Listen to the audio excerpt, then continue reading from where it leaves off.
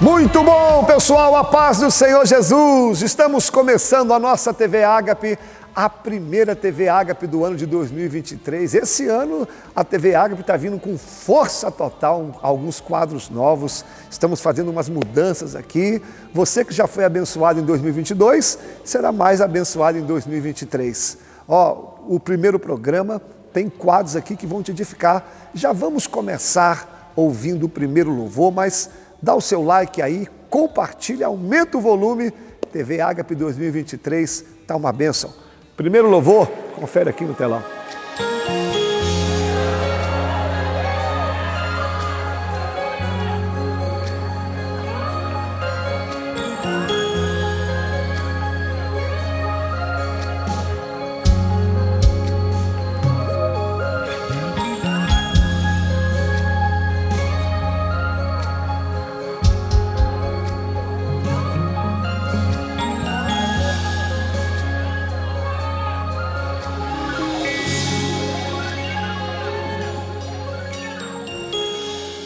Lembro quando te encontrei, tudo novo você fez.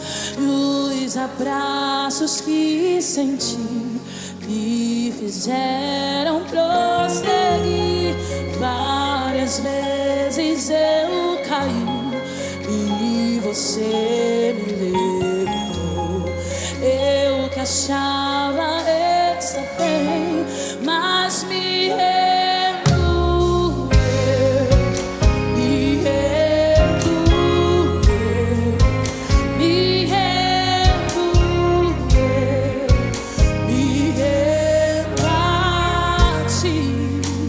sua voz e diga isso. Eu me rendo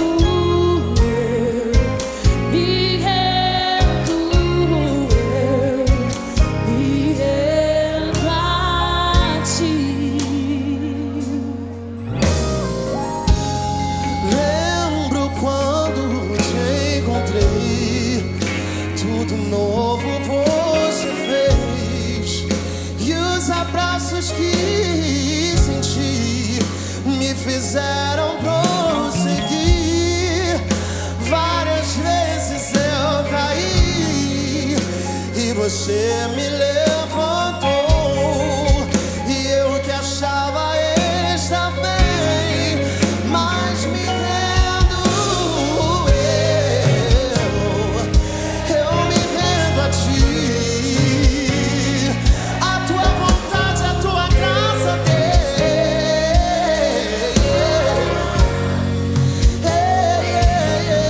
eu me rendo a ti,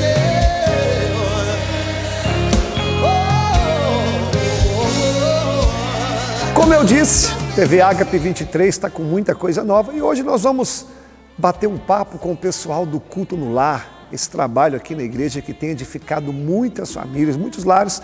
E hoje nós iremos conversar um pouquinho sobre família, sobre a fé. Vale a pena você conferir? Já vamos aí ver esse bate-papo. Muito bom, pessoal, nós estamos aí com esse novo quadro. E aí, pastor, é o nosso primeiro programa do ano de 2023. Primeiramente, agradeço a companhia de vocês e quero profetizar que vai ser um ano de muita bênção, de muita vitória. E para mim, é um motivo de muita alegria, muito prazer. Estamos recebendo aqui hoje o pessoal do Culto no Lar, aqui na Igreja Batista Ágape. Será um bate-papo muito interessante e eu já jogo a palavra para eles. Vinícius, seja bem-vindo. Apresenta aí o ministério de vocês e já vamos começar o nosso quadro. E aí, pastor? E aí, pastor, tudo bom? A minha primeira pergunta, pastor, estudos apontam que uma criança, aos 5 anos de idade, ela já começa ali a formar o caráter dela, né? O que os pais devem fazer para proteger essa criança de informações externas da internet, da mídia, ou de pessoas fora da família que pode atrapalhar, né, esse caráter da criança ser formado? Muito boa pergunta, Vinícius.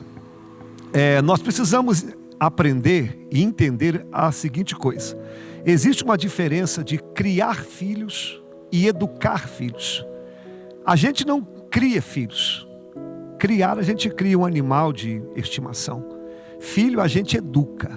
Qual que é a diferença de educar para criar? que educar dá trabalho, isso leva tempo. Educar, você tem que ficar lado a lado. E como você mesmo disse aí, os estudos apontam que até os 5 anos a criança é como uma esponja. Ela absorve tudo. E qual que é o papel dos pais? É estar perto dos filhos, é acompanhar os filhos. Eu sei que hoje a correria do dia atrapalha muito. Antigamente, na época dos nossos avós, a família era formada da seguinte maneira: o pai ia para o trabalho e a mãe ficava em casa. E isso tinha uma grande vantagem, porque o filho era educado pela mãe. A mãe ensinava para os filhos os princípios básicos, que é respeito, educação, limites, temor a Deus. E isso fez com que nascesse uma grande geração de homens e de mulheres. Mas com essa correria e essa mudança dos tempos, como que é a família moderna hoje? Hoje os dois trabalham, o homem e a mulher. A renda tem que ser aumentada por causa da demanda, mas aí alguém acaba perdendo. Onde é? Os filhos. E aí como que os nossos filhos são educados hoje? Ou pela TV, ou pela babá, ou pela creche, ou hoje algo muito perigoso que é o celular. Então, a maneira que os pais têm hoje para blindar os filhos, mesmo diante de toda a correria da vida moderna, é estar presente. Vamos supor que o pai trabalha o dia todo, mas quando chegar em casa, tem que ter um tempo com o filho para conversar, para saber como que foi o dia, acompanhar a escola, acompanhar o que o filho tem visto na televisão, com quem que ele está conversando.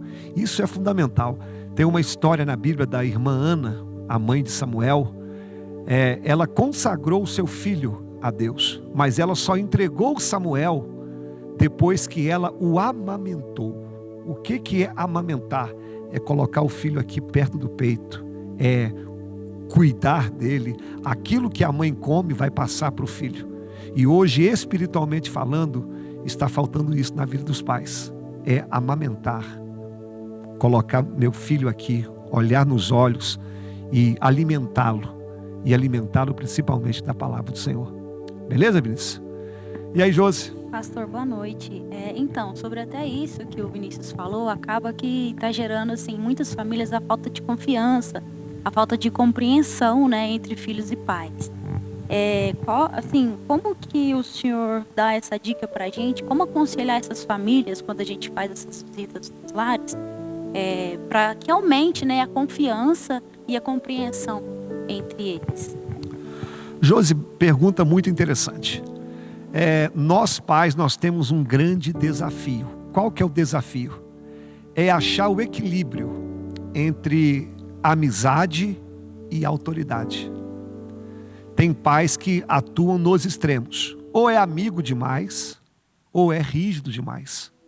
Se você for amigo demais, você não vai exercer o seu papel de pai. Eu lembro que uma vez eu dei uma bronca no Emanuel, uma bronca dura, e ele falou assim: papai, mas parece que o senhor não é meu amigo. Eu falei: eu sou teu amigo, mas antes de ser teu amigo, eu sou teu pai. Porque amigo você vai ter muitos, mas pai você só tem um. Então o papel de te corrigir, de falar com você algumas coisas, cabe a mim. E agora tem pais também que já vão para outro extremo, são rígidos demais. O filho não pode falar, o filho tem medo. O filho não tem que ter medo do pai, o filho tem que ter respeito. Então o desafio de todo pai é achar esse equilíbrio. Mas isso, Josi, isso já tem que vir desde novinho.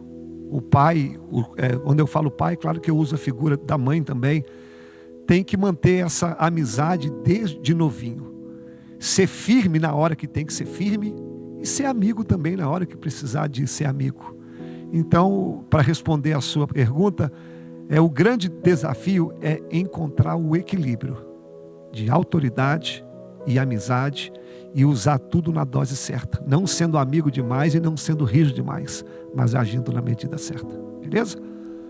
Minha amiga Jo, prazer ter você aqui. Oi, prazer é meu de estar aqui, pastor. Você acabou respondendo um pouco da minha pergunta, que seria com a da Josi. Nós sabemos que hoje todas as pessoas querem ter a tal liberdade, né? Então, eu gostaria de saber de você como conjugar a liberdade com a autoridade. Pergunta interessante, Jô. Então vamos falar de liberdade e autoridade. Não existe liberdade sem limites. E não existe autoridade também sem respeito. Então, o que é família, Jô?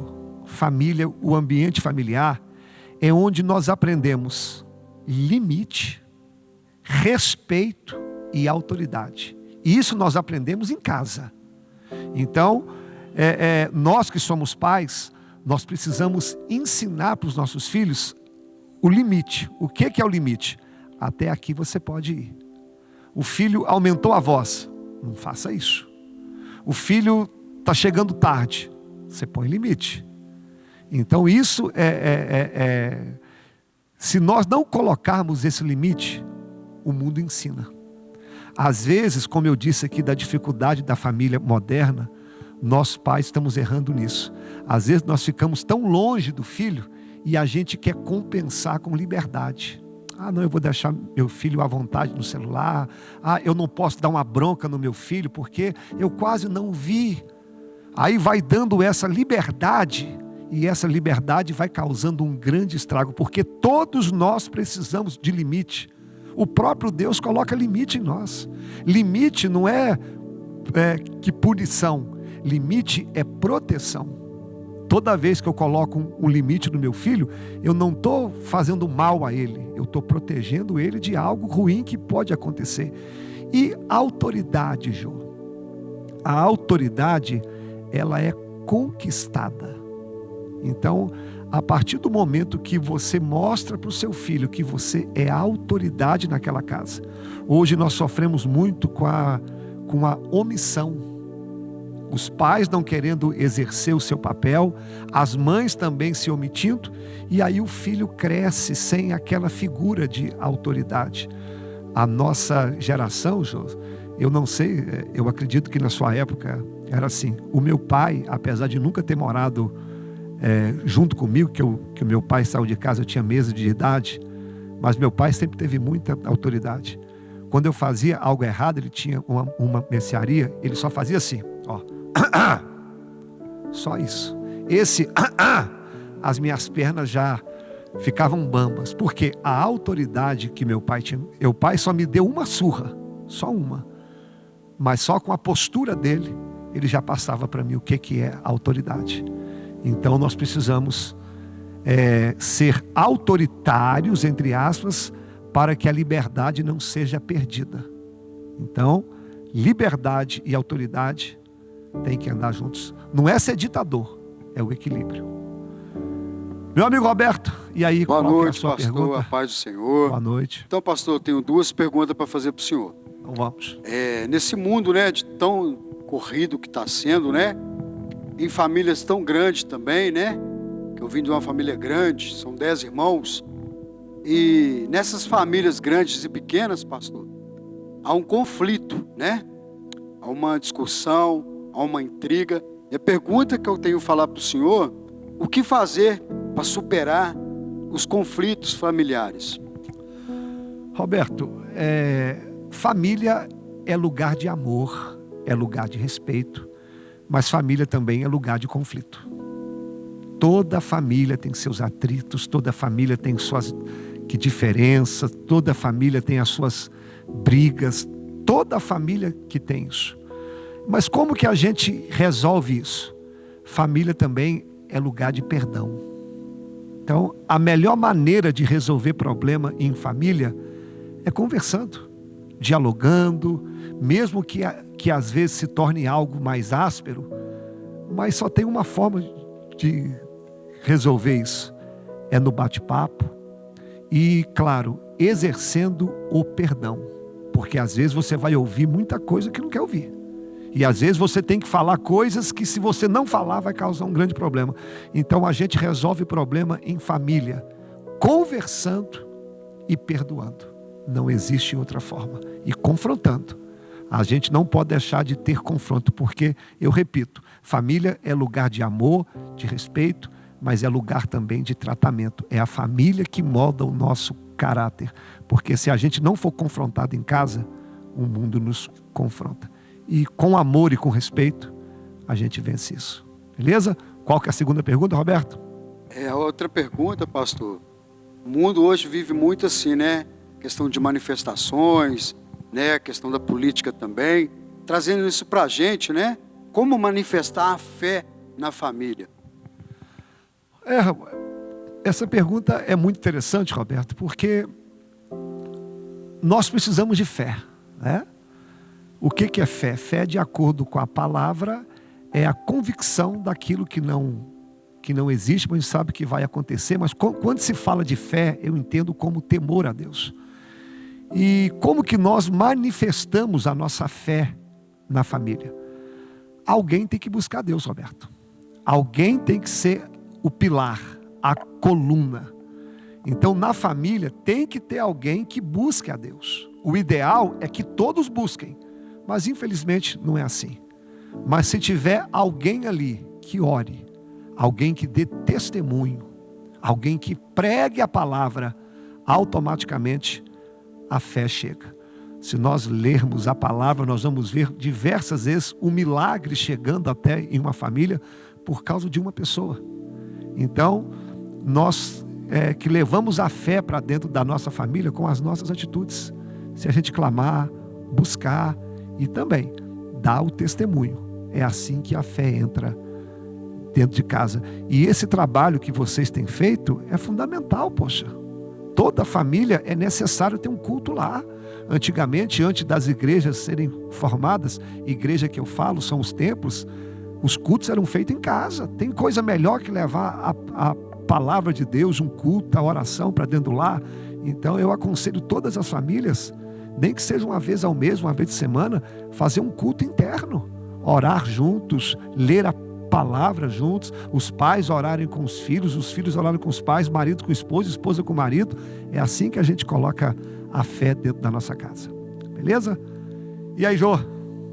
E, pastor, minha próxima pergunta é: nós sabemos que os pais, eles estão sempre fazendo tudo para os filhos, né? Sempre que possível. Eu gostaria de saber de você o que os filhos devem fazer para as famílias. Jô, vamos lá. Eu entendi a sua pergunta, mas eu quero também dar só uma acrescentada nela. Os pais que amam os filhos também, eles não podem dar tudo para os seus filhos. Eu entendi a sua pergunta, mas só dando uma caprichada. Por quê? Eu uso o exemplo disso de Deus. Deus, quando o seu filho veio ao mundo, ele poderia ter dado para Jesus o melhor lugar para ele nascer. Deus é dono de tudo. Mas ele permite que o seu filho nasça numa manjedoura. O que Deus estava nos ensinando? O que é mais importante do que eu dar para o meu filho um berço de ouro é colocar ao lado do meu filho um casal temente a Deus. Então Deus não se preocupou em dar uma mansão para Cristo, mas se preocupou em colocar ao lado dele um casal temente a Deus. Então, não é que os pais têm que dar tudo aos filhos. A gente tem que dar aquilo que é necessário. Como diz aquela frase, a gente não tem que dar o peixe, tem que ensinar a pescar. Por que, Jô? Aí eu respondo a sua pergunta. Os filhos que recebem tudo dos pais, eles correm o risco de serem ingratos. Por que a nossa geração é uma geração batalhadora e nós somos gratos aos nossos pais? Porque aqui, apesar de ser um pouquinho mais velho, ninguém aqui teve berço de ouro. Ninguém aqui que recebeu tudo dos pais. E isso fez com que a gente fosse grato aos pais. A gente viu os nossos pais que batalhando, a gente viu os nossos pais correndo atrás, o sustento. E isso fez com que a gente entendesse o sacrifício deles. Agora, esses filhos que recebem tudo dos pais, eles correm o risco de serem ingratos. Mas o filho, o que o filho que poderia fazer? Poxa, ser obediente, né? Não dar dor de cabeça. Eu sempre procurei ser um filho assim. Claro que na adolescência a gente faz algumas bagunças, mas eu, por ter sido criado com a minha mãe e ter visto toda a batalha dela, eu sempre procurei a não dar trabalho para minha mãe, né? Então, eu acredito que os filhos precisam de entender o sacrifício que os filhos fazem. Mas, infelizmente, Jô, os filhos só dão valor aos pais depois que crescem. E muitas vezes, quando eles crescem, os pais se foram. Aí fica com aquele remorso. Sabe é o filho que aprende a valorizar os pais enquanto eles estão vivos. Os pais não precisam ser perfeitos, mas os filhos precisam aprender que, independente de tudo, são seus pais e merecem respeito. Beleza, Jô? E aí, minha amiga Josi? Pastor, hoje em dia tem pais que são muito controladores e se sentem na autoridade de controlar os seus filhos, escolher o futuro dos seus filhos. O que o senhor tem para aconselhar esses pais? Josi, essa pergunta é muito séria. A Bíblia diz no Salmo 127, se eu não estiver enganado, que os filhos são heranças. O que são heranças? É algo que a gente recebe, né? Então não é algo que a gente batalhou para ter, é algo que a gente recebeu. E de quem que nos dá os filhos? Deus. Mas aí ele diz que filhos são como flechas. O que é flecha? A flecha, ela não vem pronta. A gente molda a flecha, depois coloca ela na aljava e direciona ela para depois a flecha ir embora. Então as flechas não são nossas. Elas estão conosco temporariamente e vai chegar uma hora que a flecha vai embora. E qual que é o erro de muitos pais? É querer controlar os filhos para o resto da vida. É querer definir a profissão, o que o filho vai ser, o que o filho não vai ser. Isso não cabe a eles. Claro que nós como pais, a gente pode aconselhar, orientar. Filho, vai por esse caminho, filho, faz aquilo, filho, você faz essa faculdade. Não tem problema você orientar, mas você tem que respeitar a opinião dele. Vai chegar uma hora que o filho não tem cabeça e maturidade para decidir as coisas. Aí o pai tem que chegar junto. Mas vai chegar uma hora que o filho vai se tornar adulto. E aí você tem que entender que chegou a hora de você lançar a sua flecha. O filho agora está saindo da aljava. Eu vou usar o meu exemplo. Eu tenho um filho hoje de 19 anos. Ele já está na aljava pronto para ser atirada. O que eu tinha de fazer por ele, eu já fiz. Peguei a flecha, moldei, ensinei, direcionei, corrigi. E agora chegou a hora de lançá-lo. Eu não posso falar com ele: Emanuel, eu quero que você tenha essa profissão. Não, eu oriento. Eu falo: Emanuel, por que você não faz isso? Por que você não faz esse concurso? Por que você não faz essa faculdade? Aí eu espero a opinião dele.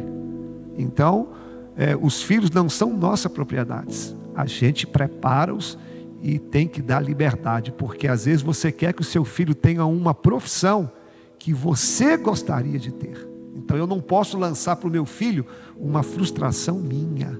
Porque cada pessoa é individual e eu creio que Deus tem um plano na vida de cada um. Então, pais, por favor, deixe seus filhos voarem, deixe os seus filhos acertarem o alvo, direcione, mas dê liberdade a eles. E agora nós vamos para a última pergunta, está chegando ao fim, esse bate-papo tão gostoso. Vinícius, vamos encerrar? Qual que é a última pergunta aí? Pastor, meio que completando também a pergunta do Roberto. Ele falou que quando vencer as diversidades dentro da família, as discussões, aqueles problemas todos que podem acontecer dentro de uma família. Mas e quando já perdeu o respeito ou já perdeu o amor ali dentro, de tanto desgaste ali dentro? Como recomeçar ou conquistar novamente? Vinícius, eu tenho uma opinião particular minha. Eu creio que o amor é o que sustenta tudo. O amor é o topo. Mas o que faz uma família ficar de pé ou juntas é o respeito. Eu já vi pessoas que não se amam, mas que se respeitam e que vivem juntos o resto da vida. Agora eu já vi pessoas que se amam, mas que se separaram porque não têm o respeito. Quando há um desgaste, é complicado. Eu sou pastor há muitos anos, nunca aconselhei ninguém a separar. E eu percebo que algumas famílias vivenciam um desgaste. E esse desgaste, Vinícius, ele é difícil de se consertar. Difícil, não impossível. Por quê? Exige muita renúncia, muita quebra do eu, porque ninguém quer ceder. cada um quer ter a sua razão, cada um quer ter a sua vontade. Então, quando há um desgaste, Vinícius, aí a gente precisa de uma intervenção de Deus. É hora de clamar, buscar, pagar um preço, orar intensamente para que Deus mude o quadro. E nós abrimos o coração para aceitar aquilo que nós estamos errando e sabedoria para falar naquilo que a gente acha que o outro precisa mudar. Porque na verdade, Vinícius, ninguém muda o outro. A gente muda a nós mesmos. E a nossa mudança tem o poder de fazer o outro mudar. A Bíblia diz em Provérbios 27, 17, se não estiver enganado, que assim como um ferro afia o outro ferro, um homem afia o outro homem. Como que você afia o outro ferro? Quem é açougueiro sabe. Você pega a faca e vai batendo no aço até afiar. Agora, se na faca não afiar, quebra. E assim é uma família. Tem hora que a gente vai batendo, que os atritos, se a gente não afiar, se a gente não aceitar, chega uma hora que quebra. Então eu costumo dizer, deixa ser afiado. Ser afiado dói, mas dói mais a gente ser quebrado. Então quando há um desgaste, é necessário a gente fazer isso.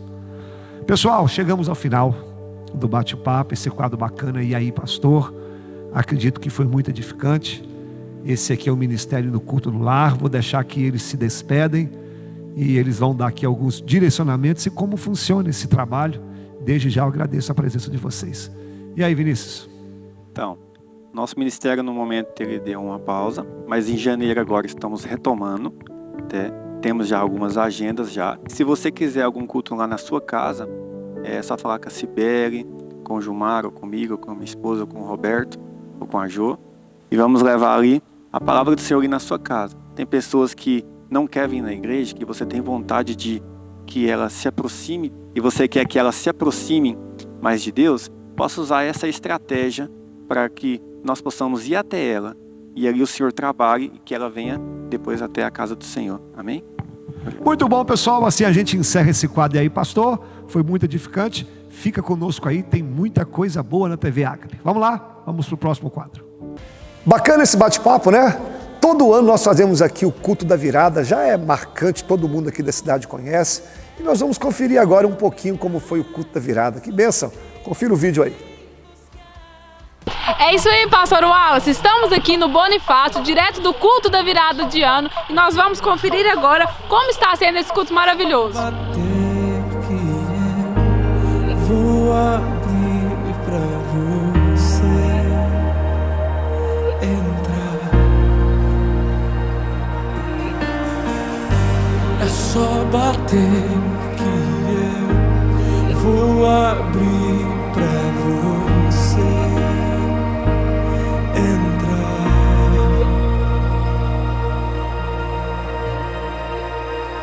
Eu já coloquei as minhas vestes brancas, estou só te esperando. Vem, vamos dançar, Maranata.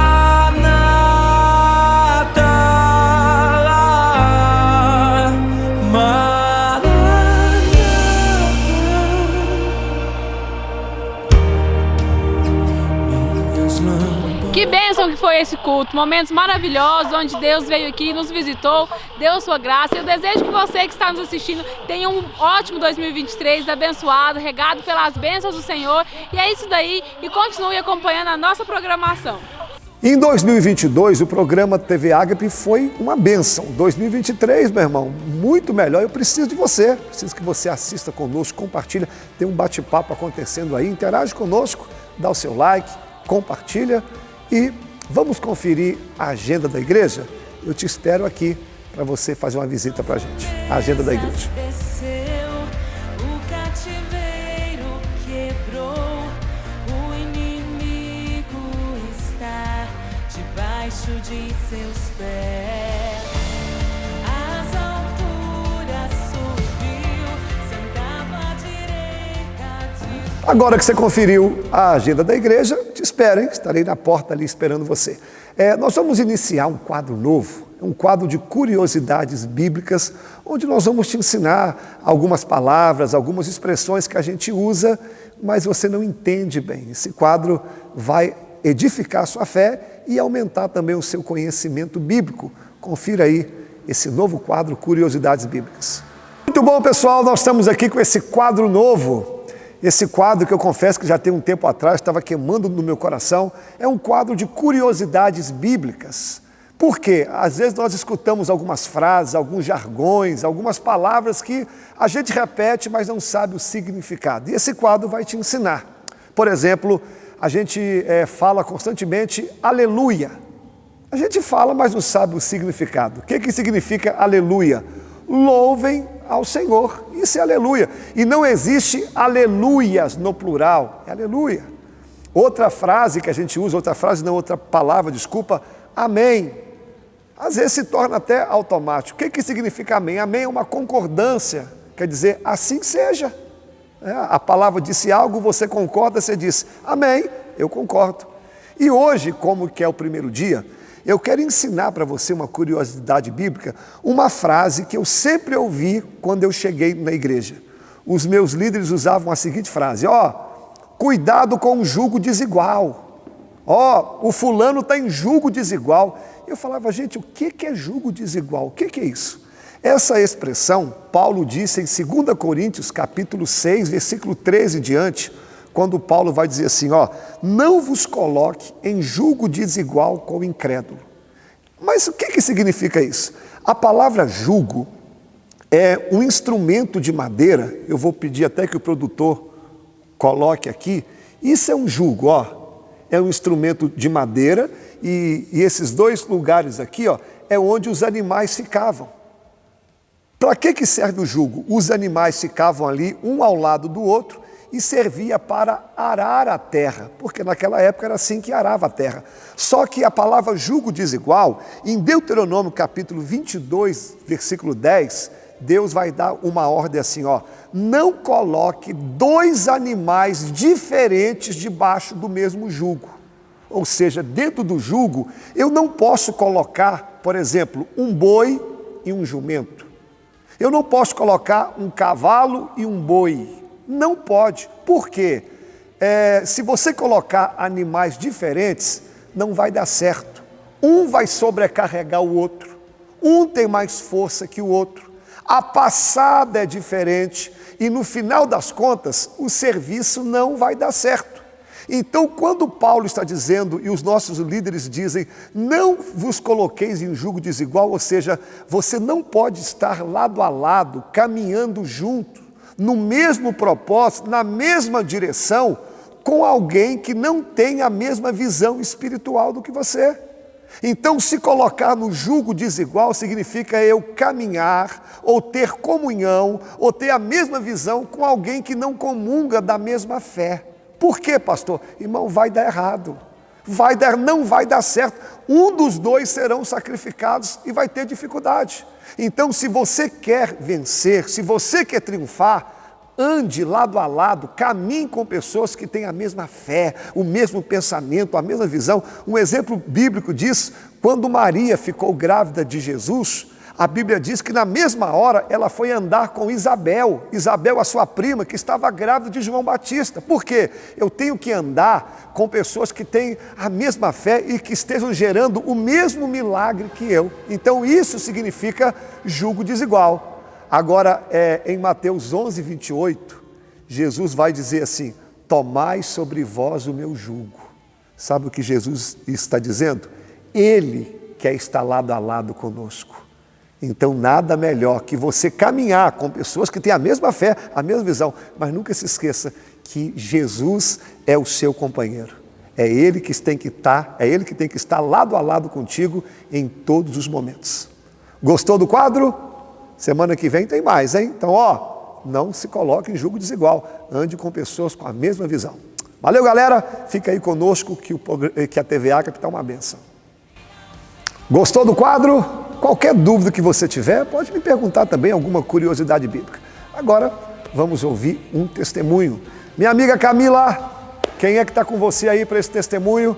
Esse quadro também que edifica muito a nossa fé. Quem está contigo, Camila? É isso aí, pastor Wallace. Estamos aí no nosso primeiro programa do ano de 2023 com o quadro que Deus fez em minha vida. Desde já, quero desejar que você que está nos assistindo, que você possa estar aqui esse ano também contando grandes coisas que o Senhor irá fazer em sua vida. E para começar esse primeiro programa do ano, estou ao lado aqui do nosso irmão Iverson, um irmão muito querido da nossa igreja, que vai contar aquilo que o Senhor tem feito em sua vida. Iverson, paz do Senhor, boa noite. Pode nos contar aí o agir de Deus na sua vida. Paz do Senhor, Camila. Primeiro, boa noite aos irmãos. Começando a falar sobre a minha vida na igreja. Eu sou recém-convertido, já frequentei algumas igrejas anteriormente em São Paulo. Vim para trabalho, patrocínio, trabalhar com futebol, que é um mundo meio esquisito, em relação a isso, mas porém tem muito cristão no meio. E na minha vida a igreja fez uma modificação imensa, Foi um negócio muito... hoje eu não me vejo fora da igreja, não me vejo fazendo uma outra coisa se não for sendo direcionado por Jesus Cristo. Foi uma transformação da água para o vinho, vamos dizer assim, Porque eu realmente experimentei de tudo que eu tinha no mundo, através do futebol mesmo, e achando que eu estava, que eu ia ser compensado por alguma coisa, por, sei lá, através de dinheiro, alguma coisa assim, e sempre estava vazio, sempre, em todos os momentos estava vazio, até o dia, que realmente eu comecei a frequentar, comecei a buscar a palavra, e Jesus transformou minha vida mesmo, sabe? Eu cheguei no fundo do poço, é triste falar isso, mas realmente fiquei sem emprego, fiquei passando necessidade, de fato mesmo, e a igreja me abraçou de uma forma enorme, e buscando a palavra, e buscando Jesus sempre. Eu estou vendo vi uma transformação muito grande, e agora, em 2023, eu olho para trás e eu falo, nossa, o que aconteceu na minha vida? O que aconteceu? E é milagre, é a vontade de Deus, é estar, é buscar, é realmente... Eu sempre, agora, a gente vai conversando com as pessoas e fala assim, dê um passo para Jesus, que realmente Ele vai abrir as portas, Ele vai fazer um grande milagre na nossa vida. Amém. Você que está nos assistindo e também quer começar o ano rompendo, tendo Jesus aí fazendo grandes coisas na sua vida, assim como o Iverson esteja aqui, participe do culto conosco, mas principalmente entregue a sua vida a Cristo e o mais Ele fará. Obrigado, Camila. Agora nós vamos ouvir a última canção, o último louvor, e prepara o seu coração para ouvir a palavra, a primeira palavra do ano de 2023. Eu posso até chorar, eu posso até sofrer, mas o amanhã virá e a minha fé será, diga, recompensada. E o meu Deus não falha, não. Oh, será que tem alguém que acredita nessa palavra aqui? Cante comigo, diga. Eu posso até estar ferido, mas nunca destruído. Eu posso ser provado para ser aprovado, mas o amanhã virá e a minha fé será recompensada. E o meu Deus... Então será que tem alguém para levantar a mão lá no alto aí e cantar isso mais alto possível? Diga: não vivo pela vista, não. Grita Deus proverá, diga.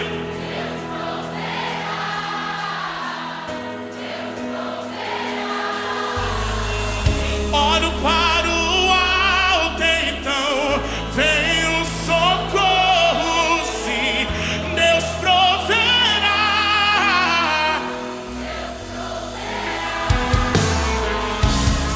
Eu posso até estar ferido, mas nunca destruído.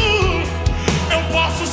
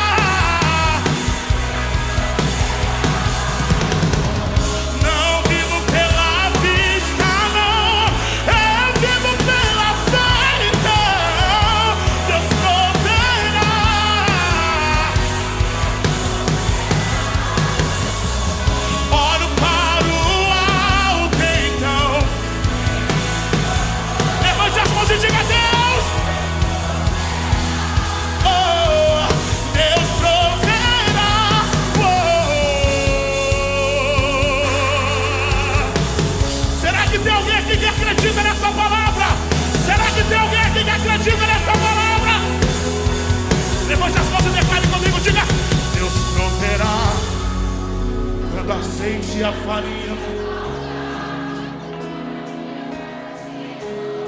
Diga: Deus proverá. Deus proverá.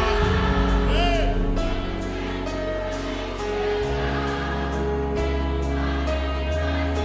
Sobre as águas. Uau, levante as mãos e diga isso, diga: Deus proverá. Quando a azeite e a farinha falta, quando as minhas forças cessam, diga: Deus proverá. Ai, ai, ai, Deus proverá. Mesmo o cego me faz enxergar, mesmo o sábio me faz sobre as águas. Diga: Deus proverá. Deus proverá.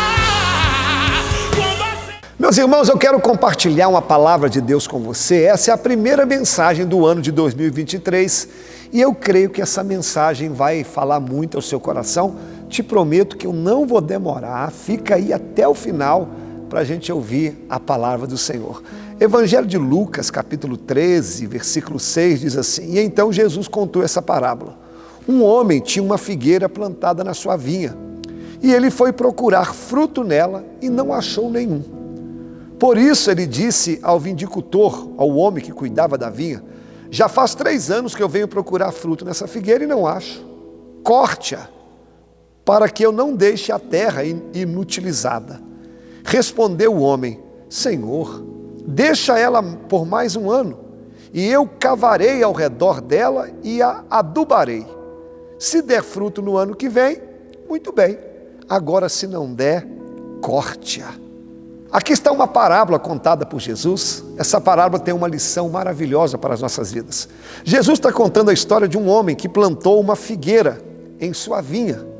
E faz 3 anos que ele está cuidando dela. Ele rega, ele aduba, ele cuida dela com amor. Mas também faz 3 anos que essa figueira nada produz. Repare que essa figueira também não foi plantada em um lugar qualquer. Ela foi plantada numa vinha. Naquela época, as figueiras eram plantadas em terrenos difíceis, terrenos áridos, com pouca terra. Mas essa aqui não, essa aqui foi plantada numa vinha, um lugar mais preparado. Mas apesar de tantos privilégios, essa figueira ainda não estava produzindo tudo que ela podia. E nós somos como essa figueira. Nós somos criados por Deus, Ele tem cuidado de nós, tem nos regado com a sua palavra, tem nos cercado com teu doce espírito. Ele também nos arrancou dos lugares difíceis e nos plantou no seu amor. Nós estávamos perdidos, Ele nos encontrou, Ele nos tirou do lamaçal do pecado, firmou os nossos pés sobre a rocha e nos libertou do império das trevas e está nos levando para o céu. Grande é o amor de Jesus para conosco. Mas ao ler essa história e me comparar com essa figueira, eu me sinto envergonhado. Por quê? Apesar de tanto amor, apesar de tanto investimento, assim como essa figueira, nós não conseguimos produzir tudo. A maioria de nós vive uma vida amarrada, uma vida presa, uma vida sem frutificar, uma vida que não tem nada de abundância. Diz a Bíblia que essa figueira era estéril. Ela tinha tudo, tinha folhas, tinha tronco, tinha raízes, mas ela não tinha frutos. E às vezes também nós estamos assim, nós temos tudo. Nós sabemos produzir folhas, nós sabemos produzir os troncos, mas nós não temos o principal, nós não temos os frutos. Nós temos a igreja, mas não temos o poder. Nós temos um casamento, mas não temos uma família. Temos um emprego, mas não temos paz. Temos filhos, mas não temos relacionamentos com ele. Temos amigos, mas não temos com quem desabafar. Nós somos como essa figueira, não frutificamos, não produzimos. E com isso, vem as angústias, vem o medo, vem as dores, vem a depressão e vem a crise de identidade. O que você espera de um pé de laranja? Que ele simplesmente produza laranja e nada mais. O que você espera de uma figueira? Que ela produza os figos. E o que Deus espera de nós? Aquilo que Ele quer que nós produzamos. Deus não quer de você além daquilo que você não pode produzir. E esse é o nosso problema. Nós queremos produzir aquilo que nós não nascemos para produzir. A gente corre de um lado, corre para o outro, mas não adianta você correr atrás de coisas que não vai te satisfazer. E essa figueira, irmãos, já faz 3 anos que ela não produzia nada. A Bíblia dá uma data, 3 anos. Ela não morreu, tinha folhas, ainda estava na vinha, mas os frutos pararam de produzir. Tem pessoas assim também, estão vivas na igreja, tem tudo, mas cadê a paz? Cadê a alegria? Cadê o entusiasmo? Nós temos a capacidade de esconder, de fingir que está tudo bem. Nós sabemos produzir as folhas, mas nós podemos esconder dos homens, podemos esconder das pessoas, mas a gente não consegue esconder de Deus e nem de nós mesmos. Eu olho para essa figueira, eu me enxergo, porque às vezes eu já me sentia assim, eu não estava feliz, eu não estava bem, eu sabia produzir folhas, mas dentro de mim estava aquele vazio, dentro de mim estava aquela angústia. E nessas horas, quando a figueira não produz, sempre aparece alguém para dizer: corta, arranca, porque ela é inútil. Porque nós somos cobrados o tempo todo. E nem sempre as cobranças são positivas. Somos cobrados na família, cobrados no trabalho, somos cobrados na igreja. E muitos que nos cobram, pouco se interessam em saber aquilo que nós estamos vivendo. Quem sabe você está sendo alvo de cobrança também? O que aconteceu com essa figueira para ela parar de produzir? A Bíblia não fala, mas alguma coisa está errada. Geralmente, quando uma figueira para de produzir, o problema está na raiz, onde ninguém vê. Porque as nossas lutas são invisíveis para muitos. A maioria enfrenta grandes batalhas, mas a luta a qual ela não tem com quem compartilhar. E eu te faço uma pergunta agora: quando é que você parou de produzir? Foi naquela crise familiar? Foi naquele desemprego? Foi naquela enfermidade? Foi naquela situação que você se meteu e que não era para entrar? Raízes doentes, corações enfermos, almas feridas. E nós detectamos isso logo na fala da pessoa, pois a boca fala aquilo que o coração está cheio. Mas eu vou te dizer uma verdade aqui. Não adianta esconder o problema ou fugir dele. Ignorar um tumor é a pior maneira de combatê-la. Nós temos que achar uma maneira de resolver. E eu quero lhe mostrar aqui o que aconteceu com essa figueira. Ela não produzia. Algumas pessoas queriam arrancá-la. Ela não estava plena. Talvez você está se sentindo assim. Mas sabe o que é interessante nessa história? A figueira estava mal, é verdade. A figueira não estava produzindo, eu sei. Mas essa figueira ainda tinha um dono. Porque o texto diz que o dono da figueira apareceu. E eu quero dizer isso para você também. Apesar de todas as suas dores, apesar de todas as suas batalhas, apesar de todas as suas dificuldades, você ainda tem um dono. Você não está sozinho, você não está abandonado, você tem um dono. Sabe quem que é o dono dessa vinha? É o Senhor, e Ele vai cuidar dela, Ele vai dar mais uma chance para ela, Ele vai cuidar dessa figueira para que no próximo ano ela produza mais. E essa palavra é para você também. Quem sabe você terminou o ano de 2022 como essa figueira, não produzindo tudo, vivendo batalhas, vivendo lutas, sendo julgado, mas eu venho lhe afirmar que o seu dono, que é Jesus, Ele não esqueceu de você, Ele está cuidando de você, e Ele vai lhe dar mais uma chance, Ele vai lhe dar mais uma oportunidade, para que esse ano de 2023 seja um dos melhores anos da sua vida. Porque aquele homem diz: não corta essa figueira não, vamos dar mais uma chance para ela, não joga ela fora não. Eu sei que tem gente que não quer te ver vencer. Eu sei que o inimigo das nossas almas, ele queria arrancar a sua vida, ele queria te ceifar. Mas o seu dono, que é Jesus, disse: eu não vou cortar ela. Porque esse ano de 2023, ela vai produzir. ela vai gerar. E eu vou liberar essa palavra para cima de você. 2023, a graça de Deus vai te alcançar. Esse ano vai ser diferente. Vai ser um ano de produção, vai ser um ano de crescimento espiritual, vai ser um ano onde a tua família vai prosperar, vai ser um ano onde as portas vão se abrir, vai ser um ano onde a graça de Deus vai mudar todo o ambiente à sua volta.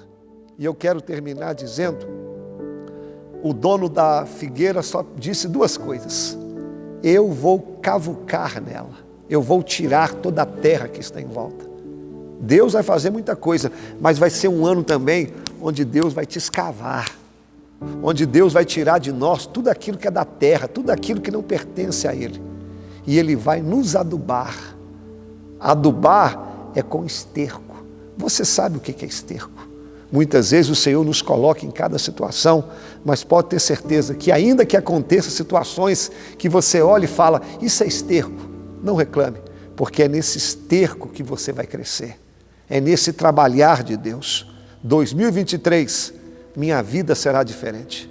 A figueira não precisa ser rica, a figueira não precisa ser famosa, a figueira não precisa ser diferente, a figueira só precisa ser figueira. Então, que essa palavra lhe fortaleça, que essa palavra lhe edifique. Deus te abençoe. Então vamos orar, vamos falar com Deus. Senhor, em nome de Jesus, nós queremos primeiramente te agradecer por esse ano que passou, um ano de batalha, um ano de lágrimas, um ano de dor, mas foi um ano também de muitas conquistas, um ano onde o Senhor cuidou de nós, o Senhor nos sustentou e nos deu graça, nos deu força para começar mais um ano. Senhor, como foi pregado aqui, que essa figueira que ficou um bom tempo sem produzir, sendo julgada, sendo envergonhada, mas do mesmo jeito que essa figueira tinha um dono, e esse dono acreditou nela, cuidou, cavou, eu sei que o Senhor vai fazer isso conosco também. O Senhor acredita em nós. Apesar das nossas batalhas, das nossas dificuldades, o Senhor acredita em nós. E esse ano, o Senhor vai trabalhar em nós. A Tua graça vai nos fortalecer. Eu quero abençoar essa família, Senhor, que haja paz, que haja alegria, que haja temor. Este chefe de família que está desempregado, que o Senhor não venha deixar faltar o pão nessa mesa. Essa pessoa que está enferma, que o Senhor venha curar essa enfermidade. Essa pessoa que está enfrentando uma causa na justiça, Tu és o advogado dos advogados. E essa pessoa que está afastada do Evangelho, que ela possa se reconciliar contigo. Eu te agradeço pela Tua palavra e pela Tua presença entre nós. Em nome de Jesus. Amém. Depois dessa palavra, a gente encerra o programa. Como eu disse, 2023 eu preciso de você conosco. Aproveita aí, compartilha, dá o like e, permitindo o Senhor, estaremos aqui no próximo programa. Deus te abençoe, Pai do Senhor. Valeu!